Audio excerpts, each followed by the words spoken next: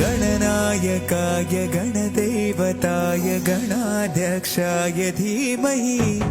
गुणशरीराय गुणमण्डिताय गुणेशानाय धीमहि गुणातीताय गुणाधीशाय गुणप्रविष्टाय धीमहि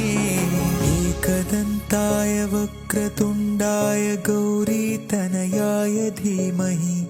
गजेशानाय भालचन्द्राय श्रीगणेशाय धीमहि